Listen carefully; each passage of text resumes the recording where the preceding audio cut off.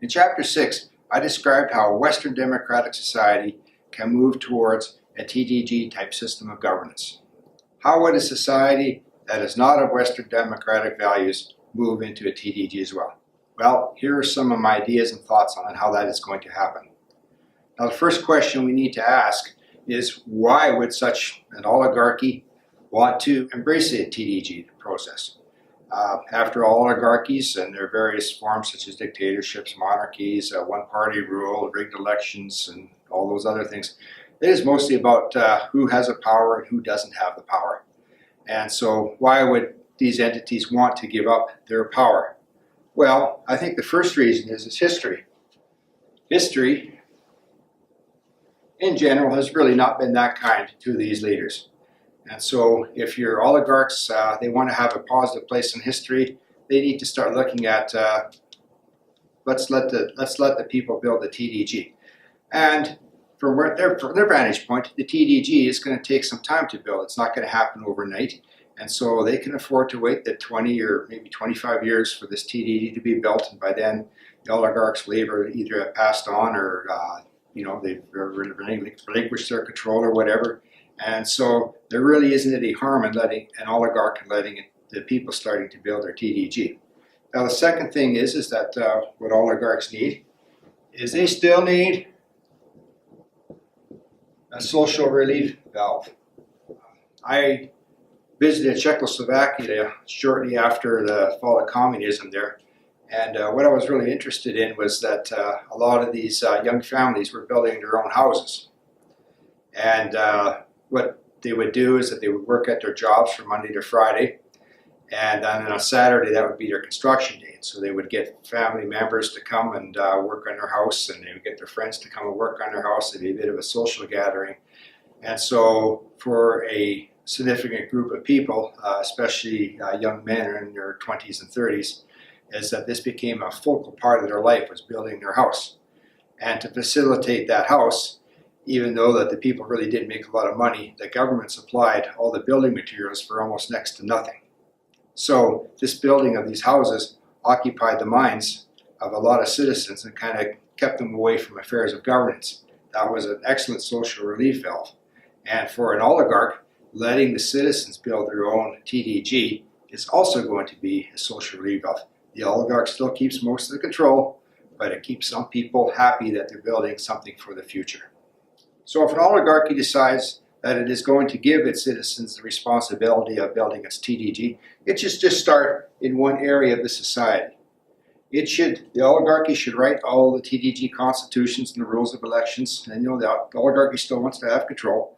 And but the people inside that society are the ones that are going to elect the people that they want to serve them. In this particular area where they have designated where the TDG is going to start, they should also probably have 2 tiers. So hopefully the elections are going to be conducted. The government itself will probably administer to these elections. Hopefully they stay away from rigging the elections. And as they elect their neighborhood representatives and their district representatives, the government should give that body a little bit of money to distribute in its community as it sees fit. And hopefully that body will invest that money wisely, probably put it into some schools or into some hospitals to give those entities a little better budget than they would normally get. If it does something silly with that money, well, the government should educate these people and says, this is what these people decided what to do with the money. It's gone. Maybe you need to elect some different people. And in that sense, the government is educating the people about electing more responsible people into the TDG. Now, once this area is running well, this TDG is running well, the government should start expanding it.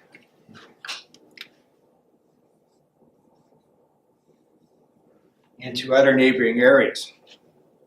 And they too, again, the government would write their own constitutions for these areas, and again, giving its elected bodies a little bit of money to spend at their own discretion. Now, the advantage with it, kind of building it one piece at a time, one area at a time, is that as these people get experience in this area with the TDG, they can act as advisors into these other areas. Now, slowly the government will start taking other areas, creating other little TDGs in its provinces or its municipal districts or whatever. Each one of these has their own TDG. They're not really united under one banner, but there will become a time when it becomes obvious that all these TDGs are working very, very well in the oligarchy. He says, well, why don't we just have them elect a higher tier and they will be the official governments. Now, this will help the oligarchy survive a little bit longer because they've got the social relief valve. The citizens believe that they are contributing to something. And as this TDG starts maturing inside this oligarchy, the oligarchy is going to find itself taking the advice of the TDG. So when it comes time to the TDG takes over responsibility from the actual oligarchy, the TDG would probably be a little bit forgiving of that oligarchy, and the oligarchs, they can kind of retire comfortably and not really have to pay for their crimes. But the important thing is to get this country, which is under an oligarchy for many, many years, to be working under TDG and look towards the future.